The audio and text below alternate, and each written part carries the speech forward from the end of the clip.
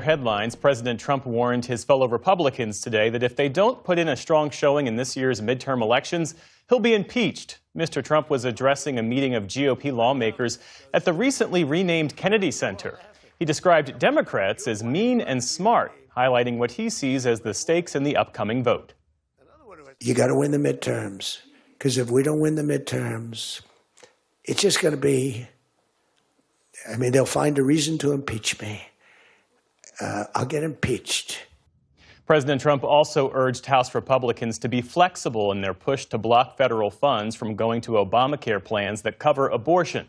That's as he pressed Republicans to reach an agreement on the expired health insurance subsidies, saying it would strengthen the party's position on the issue of affordability. Meantime, in Wyoming, abortion will remain legal after that state's Supreme Court struck down 2 laws it found unconstitutional. That includes the nation's first ban on abortion pills. What's up, people? Welcome to Dr. John Podcast. This is absolutely massive. Behind closed doors at a Republican retreat, Trump told his own lawmakers the quiet part out loud. If they lose Congress, he will be impeached. Not might be, will be. A confession wrapped in a warning. He knows his survival depends entirely on a Republican majority willing to protect him from consequences for conduct he himself recognizes as impeachable. The justices sided with Wyoming's only abortion clinic and others who argued that adults have the right to make their own health care decisions. The ruling means the state remains one of more than 24 states across the country, plus Washington, D.C., that allow abortions up to 20 weeks of pregnancy or later. Wyoming's Republican governor says he'll push for a constitutional amendment banning abortion that would go before voters this fall. In Iran, at least 36 people have now been killed amid ongoing protests over the country's struggling economy. That's according to an outside human rights group, which says that more than 1,200 others have been detained. Video emerged today of protesters clashing with security forces in Tehran's Grand Bazaar, long a hub of Iran's economic and political life. Authorities reportedly fired tear gas to disperse demonstrators who had been staging a sit-in. Elsewhere in the city, business owners say they're scrambling to make ends meet as high prices scare off would-be customers. Sales have dropped off very badly. Last year at this hour, my shop was packed with customers. Now sometimes I wait 1 hour before a customer shows up. Market conditions are not good at all. That admission leaked almost instantly, and NBC News confirmed it. The president is terrified of removal, and that terror is now driving every decision coming out of the White House. This is not the standard bluster of a man crying witch hunt for partisan advantage. This is a fundamental shift in the architecture of the presidency. Trump is no longer governing, he is surviving. Activists say the protests have now spread to more than 270 locations across Iran since they erupted more than a week ago. Ukraine's Western allies say they made progress today towards security guarantees for once a peace deal is signed with Russia. Ukraine's President Volodymyr Zelensky signed a draft declaration alongside the leaders of France and the UK following a day of talks in Paris. The framework outlines NATO-style security guarantees, including a future deployment of multinational forces and ceasefire monitoring led by the U.S. For the first time, U.S. Special Envoy Steve Witkoff and President Trump's son-in-law Jared Kushner appeared in person for a meeting of what's called the Coalition of the Willing.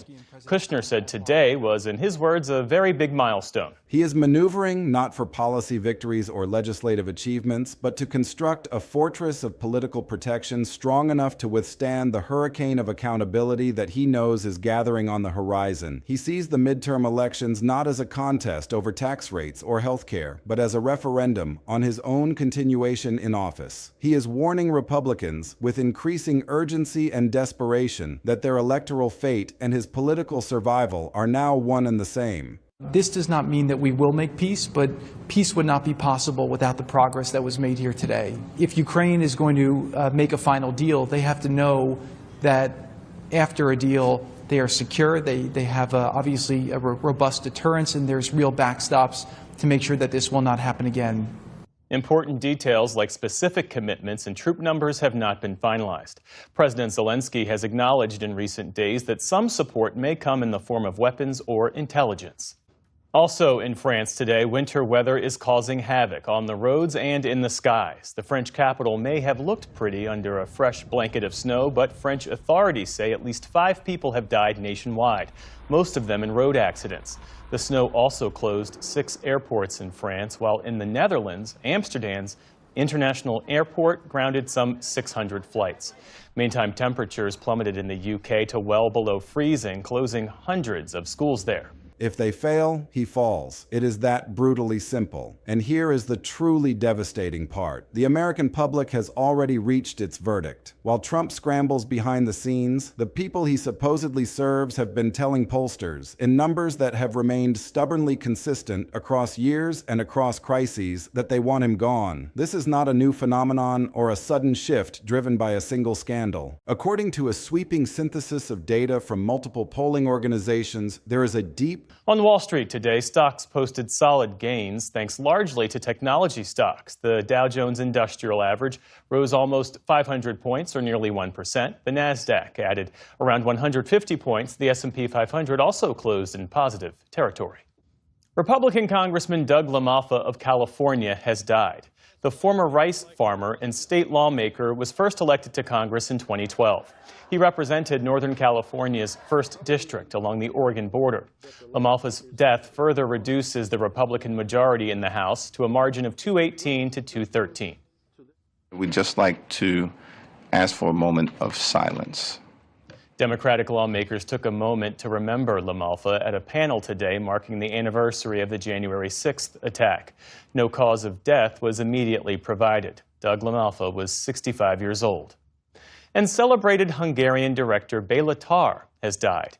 Beginning with his 1979 film Family Nest, Tarr created his own distinct style, slow-paced, sprawling, and darkly comic. Structural and enduring majority sentiment in this country that Donald Trump should not finish his term. The numbers are not marginal. They are not debatable. In the immediate aftermath of the Capitol attack, a Reuters Ipsos survey found that 57% of Americans wanted him removed from office immediately. That is not a bare plurality. That is a decisive, unambiguous majority of the nation looking at the violence, tracing its lineage back to his rhetoric, and concluding that he must go. ABC and Washington Post polls repeatedly landed in the mid-50s on questions of removal or criminal charges. Even in earlier impeachment battles, when the offenses were arguably less stark, large minorities, sometimes hovering just under half, were already backing his ouster. The baseline of removal support has always been dangerously high for any president, but for Trump, it was a permanent condition. Fast forward to the present crisis points, the unauthorized Iran war, the abuse of emergency powers, the genocidal threats to annihilate an entire civilization, and Economic Times and Reuters summaries are once again capturing majorities supporting immediate removal, especially following outbreaks of political violence linked directly to his inflammatory rhetoric. This is the two-front pressure campaign that is crushing the Trump presidency from both sides. On one front, you have Trump's own private, leaked fear that a bad midterm map equals his political death. On the other, you have years of unignorable public opinion data proving that when he crosses certain stark lines, the majority of Americans are ready to say the experiment is over, the man is unfit, and the Constitution provides the remedy. The fear and the fact are converging, and they are pointing toward the same inevitable conclusion. Combine this removal talk with the broader institutional revolt engulfing the administration, and you get a presidency that feels cornered on every conceivable side, exactly as PBS comprehensive reporting has documented. The Supreme Court is cutting his emergency powers out from under him, ruling that his national security tariff justifications are unconstitutional overreach. Federal judges are methodically rejecting his sweeping claims of presidential immunity, green-lighting criminal liability that places him in direct legal jeopardy. Military and intelligence officials, the very people tasked with executing his orders, are resigning in protest over the Iran conflict, rather than participate in what they view as an illegal and catastrophic war. Every pillar of the American constitutional system, the courts, the military, the bureaucracy, and now potentially the Congress, is pushing back simultaneously. The presidency is not a position of strength. It is a shrinking, tightening box, and Trump is inside it, raging against the closing walls. The fundamental issue that all of this reveals is that Trump himself has admitted that impeachment is a real threat. This is not Democratic spin or media speculation. This is Trump, in his own words, inside a meeting meant to be private, confirming the vulnerability. He told House Republicans, point blank, that he will be impeached if they lose Congress. The statement is declarative, absolute, and terrified. He did not offer caveats or conditional language. He treated a Democratic impeachment as a certainty, an inevitability triggered solely by the loss of Republican legislative control. This single admission cracks open the entire psychology of his second term. It reveals that Trump knows, with a clarity he would never express publicly, that his conduct has provided more than sufficient constitutional grounds for removal. If he truly believed his actions were righteous and legally sound, he would not fear impeachment. He would welcome the debate. The fact that he pleads with his party to save him is proof that he understands the indefensibility of his own record. He cannot defend himself through good governance or public persuasion. He can only survive through the raw exercise of partisan obstruction, a Republican majority willing to ignore the evidence and bury the impeachment articles. Trump's claim, made in that same meeting, that Democrats would definitely come up with a reason is a dismissive projection. It frames impeachment as a purely partisan invention, a fabricated pretext rather than a constitutional response to genuine high crimes and misdemeanors. But look at what Trump has actually done.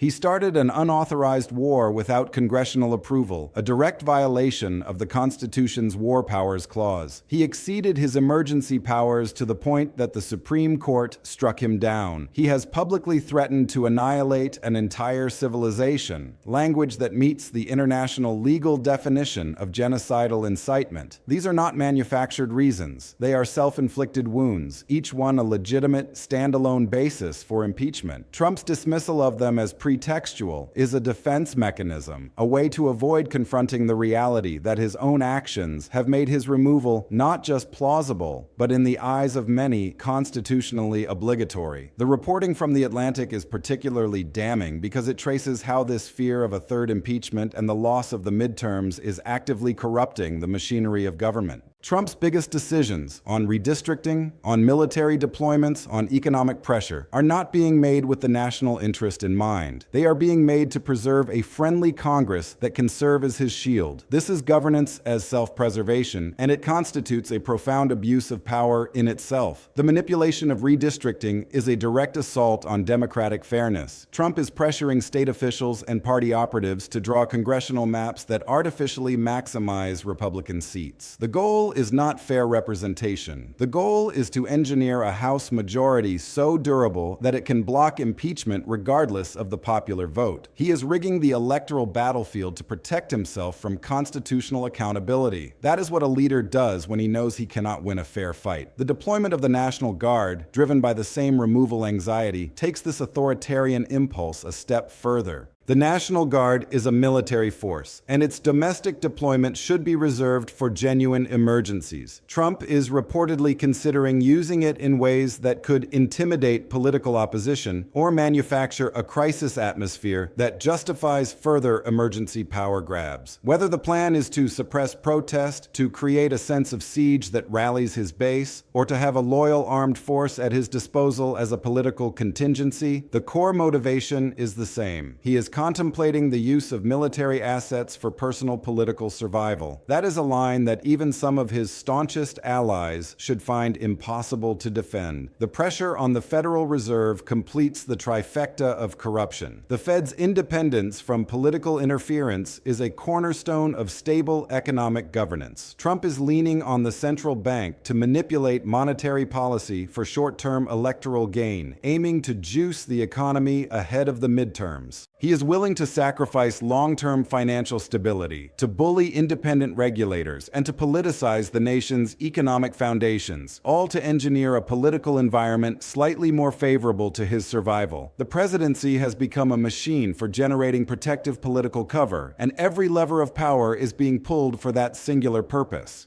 Meanwhile, on Capitol Hill, Democrats are moving past quiet whispers and into open public demands for Trump's removal. Lawmakers like Alexandria Ocasio-Cortez and Seth Moulton are not fringe backbenchers. They represent a significant vocal wing of the Democratic caucus, and they are articulating what much of the party is thinking. They are calling for Trump's removal not as a theoretical exercise, but as an urgent necessity, framing it as a race against time before he inflicts further catastrophic harm on the world. They are citing the Iran war, the emergency powers' overreach, and the threats of annihilation. The fact that they are openly discussing both impeachment and the 25th Amendment signals a comprehensive approach. House Democrats are preparing the legislative track while also signaling to the cabinet and to Republicans that the constitutional emergency mechanism designed for a president who is unable to discharge his duties is also in play. They are creating a permission structure, building the public and political case that removal, by any constitutional means necessary, is the only responsible course of action. The polling history provides the political oxygen for this congressional movement. The January 2021 Reuters Ipsos survey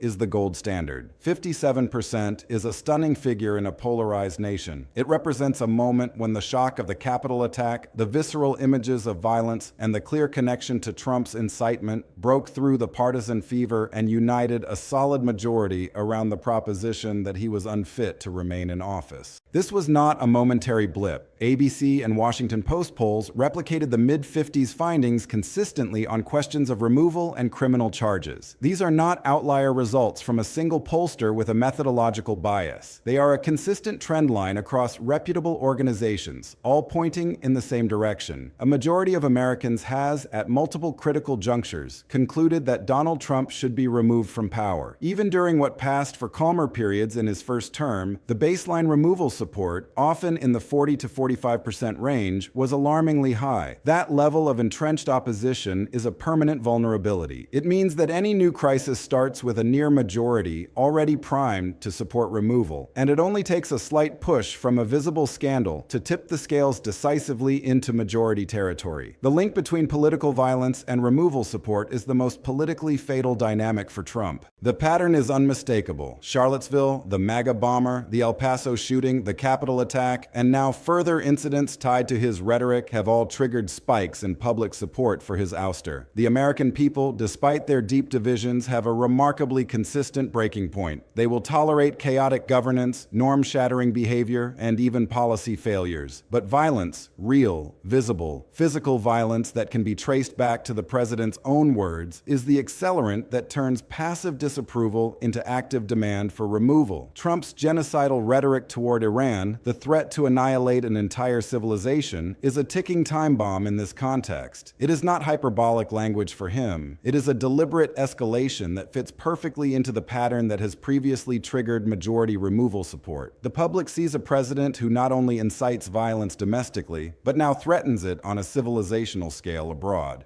The polling suggests that this pushes people over the edge. The Supreme Court's rulings and the judiciary's broader pushback provide the legal infrastructure for the political case. The court striking down Trump's emergency tariff scheme establishes the precedent at the highest judicial level that he is a president who routinely exceeds his constitutional authority. That ruling is a citable piece of evidence in any impeachment article. It is a judicial declaration that Trump's view of executive power is lawless. Similarly, judges rejecting his immunity claims remove the protective shell he has tried to construct around himself. Those rulings affirm that he is subject to the same criminal laws as any other citizen, that his actions can be adjudicated, and that he can be held accountable. This legal vulnerability amplifies the impeachment pressure. It tells members of Congress that their constitutional remedies are not taking place in a vacuum, but are supported by a judiciary that has already found Trump in violation of the law and the Constitution. The resignations from the military and intelligence communities over the Iran war add the national security dimension to the removal argument. When decorated career officials, people with decades of service, resign rather than execute a president's orders, it sends a signal that the president's actions are not just politically controversial, but are existentially dangerous. These resignations provide a kind of expert testimony, an insider's assessment that Trump's conduct in the realm of national security is reckless, illegal, or both. For congressional Republicans, who traditionally brand themselves as the party of national security strength, these resignations are deeply awkward. They make the posture of defending Trump's war decisions increasingly untenable and provide further justification for a Congress serious about oversight to pursue removal. The presidency feels cornered because it is cornered. Courts are against him. Congress is debating his removal openly. The public consistently supports his ouster when crises erupt. The military is leaking its discontent through resignations and leaks. His own party is fractured, with someone in a closed-door retreat leaking his desperate warnings about impeachment to the press. There is no safe direction. Every institution that is supposed to be a check on executive power is, to varying degrees, activating. And the man at the center, by his own admission, knows that his fate hangs on a single midterm election. So what does it look like when a president governs primarily to avoid his own removal while a majority of the country wants him gone? The consequences cascade in multiple directions. The presidency becomes a machine for self-preservation, its immense powers filtered not through what benefits the country but through what protects the president from impeachment. Policy choices become survival strategies. Democratic institutions are manipulated, redistricting rigged, the military politicized, the Federal Reserve pressured, not for ideological reasons, but to construct a defensive perimeter around a vulnerable president. The midterm elections transform into a pure referendum on removal, stripping away the normal policy debates and reducing the entire Democratic contest to a single binary question: